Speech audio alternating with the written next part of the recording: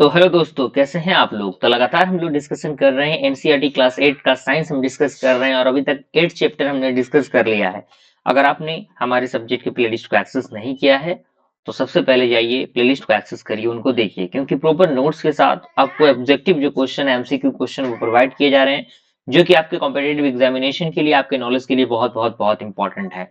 आज हमारा 9 चैप्टर होने वाला है जंतुओं में जनन। ठीक है, बेसिकली रिप्रोजेक्ट जो आपका रिप्रोडक्शन होता है उसको हम जानने वाले हैं। ठीक है, तो आइए स्टार्ट करते हैं। सबसे पहला आपका है जनन, जिसे हम लोग इंग्लिश में रिप्रोडक्शन बोलते हैं। कह रहा कि जनन वह प्रक्रिया है जिसके द्वारा नए जीव उत्पन्न होते हैं। यानी जो आपका जनन है क्या है, एक ऐसा प्रक्रिया है जिसके द्वारा नए जीवों की क्या होती है, उत्पत्ति होती है। और जनन से प्रजाति निरंतरता बनी रहती है। कहने का मतलब क्या है कि जैसे रिप्रोडक्शन होगा तो जैसे जैसे जातियों की जो निरंतरता है यानी कंटिन्यूटी जो है वो क्या होती है, बनी रहती है। अब आता है टाइप ऑफ रिप्रोडक्शन, यानी जनन कितने टाइप के होते हैं।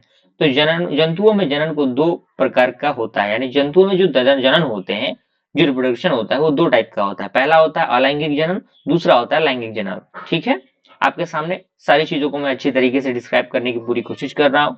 अब यहाँ पे सबसे पहला है अलैंगिक जनन क्या होता है। कह रहा है कि इस प्रकार के जनन में एक ही जनक भाग लेता है। अब देखिए समझिए, इस प्रकार के जनक में क्या होता है, केवल केवल एक ही जनक जो है भाग लेता है, केवल एक ही, दो नहीं, केवल एक ही भाग लेता है। जैसे यहाँ पे अलैंगिक जनक के प्रकार देखिए, द्विक विखंडन यानी बाइनरी फिजन। एक कोशिका दो समान भागों में बट जाता है, यानी एक ही जनक रहेगा और वो क्या होगा, दो भागों में बट जाएगा। जैसे अमीबा की बात करें, पैरामीशियम की बात करें, तो ये कैसे जनन है, अलैंगिक जनन है। और द्विक विखंडन के अंदर आते हैं। ठीक है, बहुखंडन की बात करें, मल्टीपल फिजन, एक कोशिका कई कोशिकाओं में विभाजित, यानी जब एक कोशिका कई कोशिकाओं में विभाजित हो जाता है। यहाँ पे देखिए, यहाँ पे क्या हो रहा था, एक कोशिका दो भागों में बट रहा था, यहाँ पे एक कोशिका कई भागों में विभाजित होगा, जैसे मलेरिया परजीवी। तो ये आपका क्या है, बहुखंडन है। तीसरा हमारा है अंकुरण यानी बर्डिंग जिसे कहते हैं।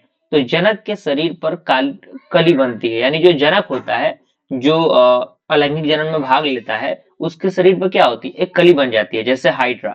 आप इन सारी चीजों को, फिगर को एक बार जाकर गूगल पे देख सकते हैं। ठीक है ना। अब यहाँ पे हमारा क्या है, लैंगिक जनन। वो तो हमारा अलैंगिक जनन था। लैंगिक जनन की बात करें, यहाँ पे कह रहा है कि इस प्रकार के जनन में नर और मादा दोनों भाग लेते हैं। यानी कहने का मतलब क्या, मेल फीमेल क्या होता है, इसमें दोनों भाग लेते हैं।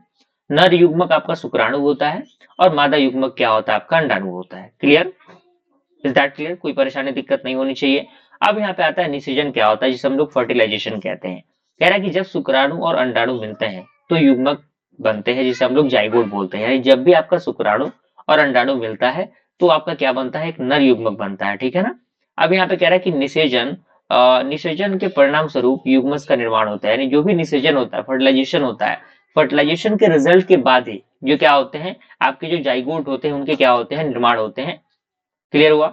अब यहाँ पे निषेचन के प्रकार की बात करें तो आंतरिक निषेचन होता है। निषेचन मादा शरीर के अंदर होगा, जैसे मनुष्य हो गया, गाय हो गया, कुत्ता हो गया, इनके अंदर जो निषेचन होता है वो मादा शरीर के अंदर होता है। ठीक है, फीमेल के।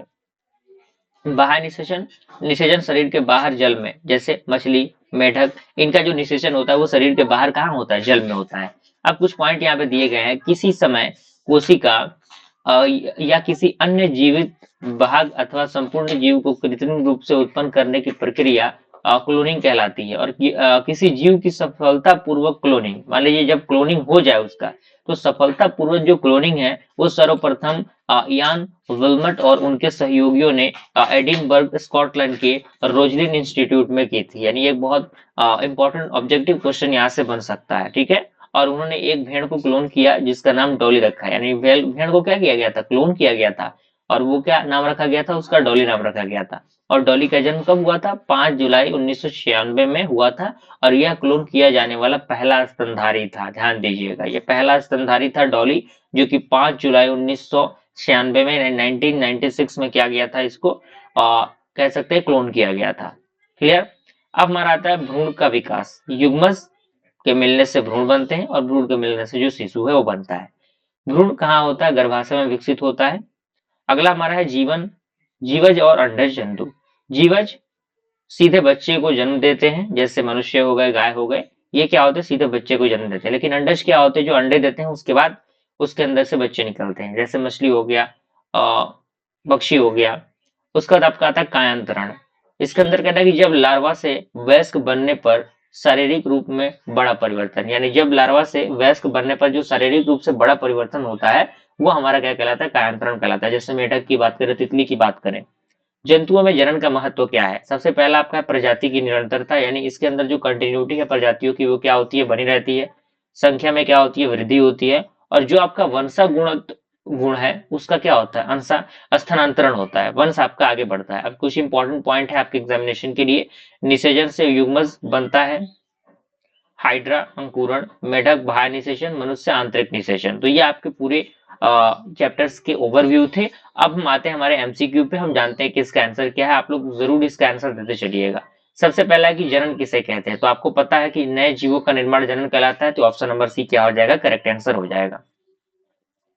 अगला क्वेश्चन कह रहा है कि ऊर्जा जनन से क्या लाभ है, तो जनन से क्या लाभ है, जो प्रजाति की निरंतरता है वो क्या होती है, निरंतरता बढ़ती रहती है, यानी option number C. Question number third कह रहा है कि अलैंगिक जनन में भाग लेते हैं, कौन भाग लेते हैं, बिल्कुल एक जनन भाग लेते हैं, एक जनक, केवल एक ही जनक। लैंगिक जनन में कौन भाग लेता है, तो नर और मादा दोनों भाग लेते हैं, ऑप्शन नंबर सी हो जाएगा।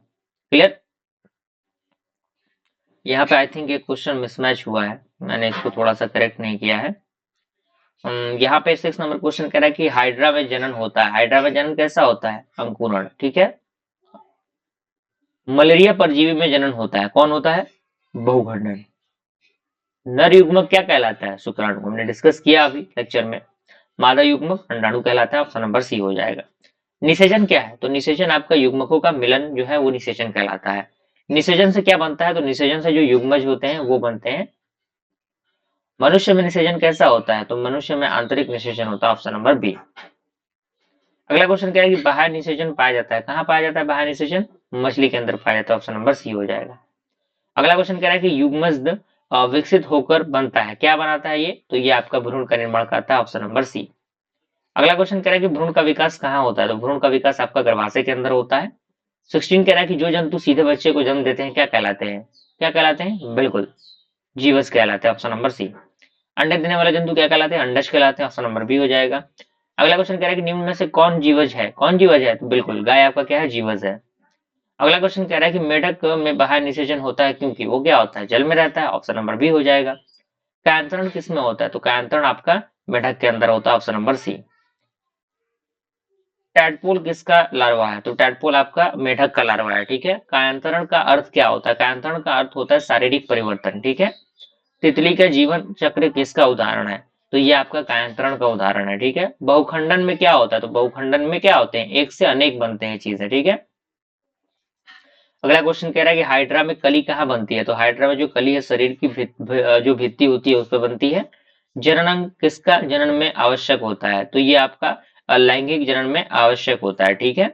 और निम्नलिखित में कौन अलैंगिक जनन नहीं है, तो जो आपका निषेचन है वो अलैंगिक जनन नहीं है। शुक्राणु बनते हैं किसके कारण, वृषण में ये बनते हैं, सॉरी कहाँ बनते हैं, तो ये वृषण में बनते हैं। अंडाणु कहाँ बनते हैं, तो अंडाणु आपके अंडाशय में बनते हैं। जनन की प्रक्रिया का अंतिम परिणाम क्या है, तो अंतिम परिणाम क्या है, नया जीव। तो इस तरीके से हमने क्या किया, इस यूनिट को भी अच्छी तरीके से कवर अप किया। बस इस तरीके से अपने सपोर्ट और प्यार को बनाए रखिएगा फ्रेंड्स, मिलते हैं अगले वीडियो, तब तक के लिए थैंक यू।